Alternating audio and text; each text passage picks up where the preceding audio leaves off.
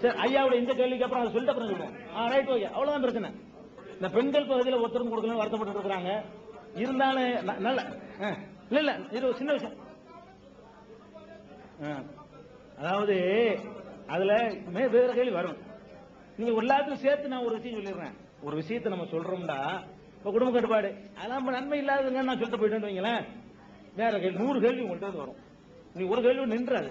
அதுல உள்ள எல்லா அம்சத்தையும் வந்து விலைவாசி ஏறுமை, சோறு கிடைக்காத, இடம் கிடைக்காதுன்னு ஒரு தெரிஞ்சு கேட்பாரு. கேள்விகள் நிறைய கேள்விகள் அதுக்குள்ள அடங்கி இருக்கிறனால தான் அது விளக்கமா சொல்றோம். சில கேள்விக்கு ஷார்ட்டா சொல்லிவிடலாம். உங்களுக்கு மட்டும் சொல்லிட்டு போயிடும், இன்னொரு தெரிஞ்சிருப்பாரு.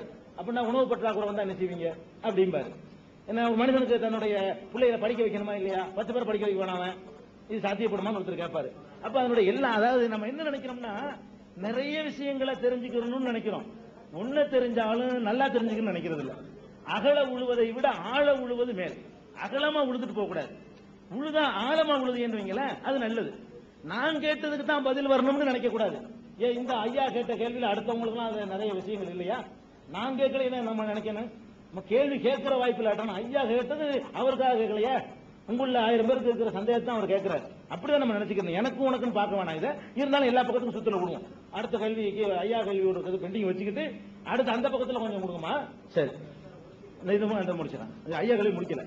அப்ப நீங்க நல்லா விளங்கிக்கிறேன்னு 6 மாசத்துல அறுத்த பயிரை வந்து 3 மாசத்துல இருக்கிறான். அது மாதிரி கோழி முட்டையை வந்து என்ன செய்யறான், இப்ப செயற்கை கோழி டெய்லி முட்டை போடக்கூடிய கோழியை கண்டுபிடிக்கிறான். அந்த காலத்துல நம்ம தான் கோழி வளர்த்தோம், மாசத்துக்கு 7 நாள் முட்டை போடும், 23 நாளைக்கு படுத்துக்கணும். அது ஒரு காலம். இன்னைக்கு என்ன, ஒரு கோழி தினம் முட்டை, ராணி சேவர் அந்த சேவர் என்னென்னவோ பேரெல்லாம் போட்டு கண்டுபிடிச்சிட்டான். டெய்லி முட்டை. மனுஷன் உற்பத்தி ஆகும்போது தேவைகளை உணவுகள் உற்பத்தி அதிகமாகுதா இல்லையா? அது தண்ணி பற்றாக்குறைங்கிறான், கடல் நீரை குடிநீர் ஆக்குறதுக்கு ஐடியா பண்றான். அந்த காலத்துல குடிசையில மட்டும் தான் வச்சுக்கிட்டு இருந்தான். இடம் கிடைக்க மாட்டேங்குது, இப்படி ஏத்துறதுக்கு அறிவு இருக்கு அவனுக்கு. இப்படி ஏத்திட்டு போறான்ல மேல 100 வீடு 200 வீடு. சிங்கப்பூர்லாம் பாருங்க, நம்ம நாடுக்கு அதையும் எடுத்து விட்டான். நேற்று நான் 7 பேரை வயிற்று போட்டு விட்டான், அரைகுறையா கலவையை போட்டு. சிங்கப்பூர்லாம் போடுங்க 100 மாடி, இப்படித்தான் போறான். இவ்வளவு இடத்துல, இந்த பில்டிங் இடத்துல 100 வீடு இருக்கும். அப்ப அதுக்குரிய அந்த சிமெண்ட்டையும் அந்த கலவையையும் கண்டுபிடிச்சானா அதுக்கு என்ன காரணங்கிறீங்க, நெருக்கடி தான் காரணம். இப்ப நீங்க இவ்வளவு பேர் இருக்கிறீங்க, நான் ஒரு ஆள் கத்தனா வழங்குமா விளங்காது.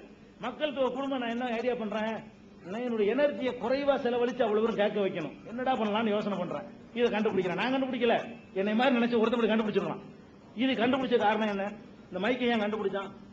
மக்கள் தொகை பெருகி போச்சு, நிறைய இடத்துக்கு கொண்டு போகணும். இன்னைக்கு கம்ப்யூட்டர் டிவில இருந்து என்னென்னமோ நீ உலகத்தில் கண்டுபிடிச்சிருக்கான்.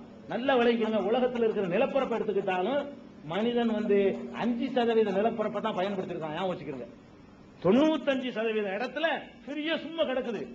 சென்னையில் நெருக்கடி ஏற்படுதுன்னா சென்னை தான் வேணும் இவன் வர்றதுனால ஏற்படுது. இடம் இருக்குது உலகத்துல, இவன் என்ன செய்யறான், இதுக்குள்ள நான் வந்து இருப்பேன், கோழி கூடு மாதிரி இருந்தாலும் பரவாயில்ல, இங்கதான் வந்து இருப்பேன் வர்றதுனால வேண்டாம் நெருக்கடி ஏற்படுமே தவிர, உலகத்துல எல்லா நிலப்பரப்பையும் மனுஷன் வீடு கட்டிட்டானா, எல்லாத்திலையும் பயிர் பண்ணிட்டானா, இப்ப தரிசுகள் 5 ஏக்கர் பட்டாப்பாடு கொடுத்துட்டு இன்னமும் இவ்வளவு பற்றாக்குறை சொல்லிட்டு இருக்கிறான். கவர்மெண்டே தரிசுகளை பிடிச்சு 5 ஏக்கர் ஏழைகளுக்கு பிடிச்சி பட்டாப்பாடு கொடுக்குறான். அது ஏன், ஒரு ஊருக்கு இன்னொரு ஊருக்கு இடையில 40 கிலோமீட்டர் இடைவெளி இருக்குது.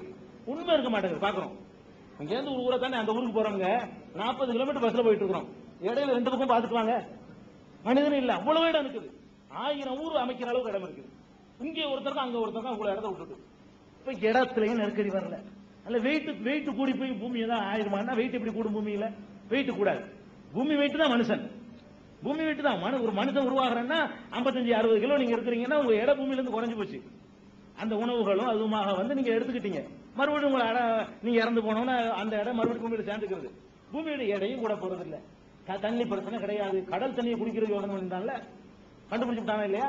தண்ணியை இல்லாத கடல் தண்ணியை குடி தண்ணீர் ஆக்கி குடிச்சிட்டு இருக்கலாம். அப்ப மூளையை பயன்படுத்துறதுக்கு இந்த நெருக்கடிகள் காரணங்க. ஒரு மனித உயிரை உங்களால உண்டாக்க முடியாதுங்க, அதை வந்து அழிக்காதீங்க. மனித பிறக்கிறத வந்து நீங்க தடுக்க கூடாது. அதனால இஸ்லாம் என்ன சொல்லுதுன்னா, முஸ்லீம் மாத்திரம் பிரிக்கன்னு சொல்லல. ஏன் இப்படி ஒவ்வொருத்தரும், ஏன் என்னுடைய தகப்பனாரு எப்படி நினைச்சிருந்தாருன்னா, நான் 5வது புள்ள 2ஓட போதும் 1ஓட போதும்டாருன்னா இப்ப நான் உலகத்துக்கு வந்திருக்க மாட்டேன். இப்ப நாம எந்த அடிப்படையில் வந்தோம்னு யோசிச்சு பார்க்கணும். நம்ம ஒரு மனிதன் வர்றவன் எத்தனையோ ஒரு ஜீனியஸ் வந்துருவான். ஒரு பிறக்கக்கூடிய மனிதர்ல ஒரு ஜீனியஸ் வந்து 600 கோடி பேர் சோத்துக்கு வழி சொல்லுவாங்க. ஒரு ஜீனியஸ் ஒருத்தன் பிறப்பான், அவன் நம்ம என்ன செய்யறோம், பிறந்துட்டு இருக்காங்க சோத்துக்கு இல்லைன்னு நினைக்கிறோம். அவன் காலையில நெல்லை போட்டு சாயந்தரம் அறுக்கிறத கண்டுபிடிச்சுவாங்க. அப்படிப்பட்டவனா இருப்பான். அப்ப என்ன பண்ணுவீங்க, 365 நாளும் விவசாயம் நடக்கும். கண்டுபிடிக்க மாட்டானா? ஏன் 6 மாசம் 3 மாசம் ஆகி 3 மாசம் 40 நாள் ஆகும்போது காலையில போட்டு சாயந்தரம் இருக்க முடியாதா? அது இது அன்னைக்கு முட்டாள்தனமா தெரியும். இன்னைக்கு 6 மாசத்துல அறுத்தானே 40 நாள் இருக்க முடியும்னு அவன் கேட்டிருப்பான். தப்பானா இல்லையா? அப்ப இன்னைக்கு அது ஒரு சாதாரணமா போச்சு. அதே மாதிரி அப்படி ஒரு ஜீனியஸ். அது அடுத்து சொல்றாங்க. 4 கேள்வியில் ஒரு கேள்வி உங்களுக்கு கேள்வி பெண்டிங்க வச்சுக்கிட்டு குடும்ப கட்டுப்பாடு ஓகேயா? குடும்ப கட்டுப்பாடு நீங்க நல்லது நினைக்காதீங்க. ஆனா ஒண்ணு இஸ்லாம் என்ன சொல்லுதுன்னா, இந்த கர்ப்பப்பையா இருக்கிறது ஆண்மை நீக்கிக்கிறது பண்ணாம உனக்கு பராமரிக்க முடிய கஷ்டமா இருக்குதா, நீனா என்ன செஞ்சுக்கலாம், ஆண்மையவோ பெண்மையோ நீக்கிற கூடாது. தற்காலிகமான சில சமாச்சாரங்கள் இருக்குல்ல, இந்த காண்டம் மாதிரியான பொருள்களை பயன்படுத்தி குறைவாக நீங்கள் குழந்தை பெற்றுக் கொண்டால் அதை இஸ்லாம் தடுக்கல. நீங்க சட்டம் போட்டு எனக்கு 10 பிள்ளைய பிறகு காப்பாற்ற முடியும்னு நீங்க என்ன தடுக்கிறீங்க? சட்டம் எப்படி என்னை தடுக்கிறது? அதைத்தான் இஸ்லாம் மறுக்குது. அது விரும்புறவங்களுக்கு தடையும் செய்யல. இது ஒண்ணு. பல கல்யாணங்கிற கேள்வியை வர்றதுக்கு முன்னாடி அங்க ஒரு சலசலப்பு எங்க பக்கத்துக்கு வரலங்கிறாங்கல்ல, இல்ல ஒரு சைடா இருக்கிறதுனால கொஞ்சம் கோச்சிக்கிற கூடாது. அந்த சைடு பக்கம் போகவே இல்லை மைக்கு. அப்ப அவங்களையும் கொஞ்சம் பார்க்கணும். அதை முடிச்சுட்டு உங்க கேள்வி எல்லாரோடையும் சொல்லிடுவோம். கொஞ்சம் பொறுத்துக்கங்க, கொஞ்சம் தயவு செய்து.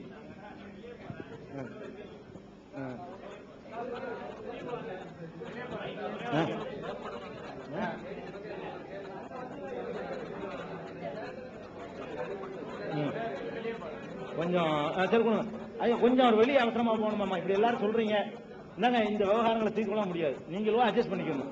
ஒவ்வொருவரும் தங்களுடைய இதான் முக்கியமா இருக்கும். தயவு செய்து என்ன வருத்தப்பட்டு என்னட்டா எல்லாருக்கும் நம்ம கொடுக்க முடியாது. ஏன்னா இருக்கிற டயத்துக்கு அடிக்கடி நடத்தி இருந்தா இருக்கும். என் பேர் கார்த்திகேயன் சார், சூளமேட்ல இருந்து வரேன். இஸ்லாத்துல மறுபிறவி இல்லைன்னு சொல்றாங்க. சரி, ஒவ்வொரு உயிரும் சொர்க்கத்தை அடையணும் அப்படின்னு இறைவன் விரும்புறதாவும் குர்ஆன்ல வரதா சொல்றாங்க. அப்போ ஒருத்தன் இறைவனை பற்றிய அறிவே இல்லாம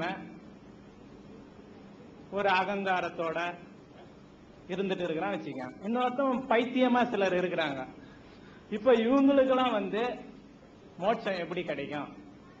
அதே நேரத்துல இந்து மதம் என்ன சொல்லுதுன்னா, நிறைய பிறவி இருக்கிறதா சொல்றாங்க.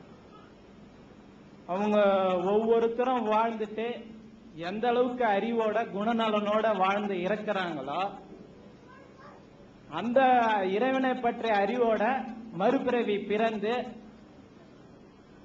மோட்சம் அடையறதா சொல்றாங்க, நிறைய பிறவி எடுத்து. என் கேள்வி என்னன்னா, இந்த பைத்தியக்காரங்க இறைவனை பற்றிய அறிவு இல்லாதவங்க இந்த பிறவிலே இறந்து போயிடுறாங்க வச்சுக்கங்க. அவங்களுக்கு இறைவன் எப்படி மோட்சம் கொடுப்பாரு? நரகத்தை தானே கொடுப்பாரு.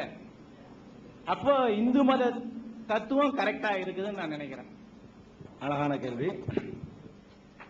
அதாவது மறுபிறவி அவர் என்ன சொல்றாருன்னு கேட்டா, மறுபிறவின்னு உன்னை நம்பும் பொழுது இந்த பிறவியில ஒரு மாதிரியா நல்லவன் நடந்தவன் அடுத்த பிறவியில் அதற்கான பயனை பெற்று அது ஒரு வாய்ப்பு இருக்குதுல, அது ஏற்கத்தக்கதா இருக்குது. மறுபிரிவில ஒன்று இல்லைன்னு சொல்லும் போது அவர்களுக்கு ஒரு நல்ல ரிசல்ட் கிடைக்காதுன்றது ஒரு நல்ல அழகான கேள்விதான் இது. நீங்க நம்ம அறிவுபூர்வமாகவே மத நம்பிக்கையை நம்ம சிந்திக்கணும். எப்படின்னா, இப்ப ஒவ்வொரு மனிதனும் அடுத்த பிறவிக்கு போறான்னு சொல்றோம். சொன்னா இப்ப இன்றைக்கு உலகத்துல 600 கோடி மக்கள் வாழ்றாங்க. 600 கோடி மக்கள் வாழ்றாங்க. ஒரு 1000 வருஷத்துக்கு முந்தி எவ்வளவு வாழ்ந்திருப்பாங்க சகோதரர் சொல்லுங்க. ஒரு உதாரணமா எடுத்துக்கிட்டா 1000 வருஷத்துக்கு முன்னாடி 10 கோடி இருந்திருப்பாங்க கண்டிப்பா. அது நமக்கு தெரிஞ்சு 10 வருஷத்துக்கு முன்னாடி 450 கோடி தானே, இப்பதானே 600 இருக்குது. எடுக்காட்டாலும் நமக்கு தெரியுது இல்லைங்க, எடுக்காட்டாலும் நமக்கு தெரியாதா உலக ஜனத்தொகை இவ்வளவா இருக்குது? இல்ல. அப்ப ஒரு 1000 வருஷம் பாரதியார் காலத்துல அவர் சொல்றாரு 30 கோடிங்கிறார்ல, பாரதியார் காலத்துல 100 கோடியும் 30 கோடிங்கிறாருன்னா 1000 வருஷத்துக்கு முன்னாடி எடுத்தீங்கன்னா டோட்டல் மனித சமுதாயம் ஒரு 10 கோடியா தான் இருக்கும். ஒரு 2000 வருஷத்துக்கு முந்தி போனீங்கன்னா ஒரு 5 கோடியா தான் இருக்கும். அதுக்கு முந்தி நீங்க போனீங்கன்னா ஒரு 1 கோடியா தான் இருக்கும். அதெல்லாம் பெருகி இருக்கிறோம். மறுபிறவின்னு ஒண்ணு இருக்குமானால் மக்கள் தொகை பெருகவே கூடாது. அவன் தான் பெருகிட்டே வர்றான். எப்படின்னா, இப்ப இன்னைக்கு 600 கோடி பேர் இருக்கிறோம். இப்ப நம்ம தான் மறுபிறவியா பிறக்கணும், நம்ம தானே மாறணும். அடுத்த ஜெனரேஷன்லயும் 600 கோடி தான் மாறணும், 1000 கோடி ஆகக்கூடாது. விலங்குலையும் சொல்றேன், எல்லாத்தையும் சேர்த்து நான் சொல்றேன். எல்லாமே கூட இப்ப, அதாவது விலங்குகளை எடுத்தாலும் நவீன முறையில் அதிகமாக உற்பத்தி ஆகிக்கிட்டு அந்த எண்ணிக்கை குறைஞ்சி மனுஷன் எண்ணிக்கை கூடுனாலும் ஒத்துக்கலாம். நான்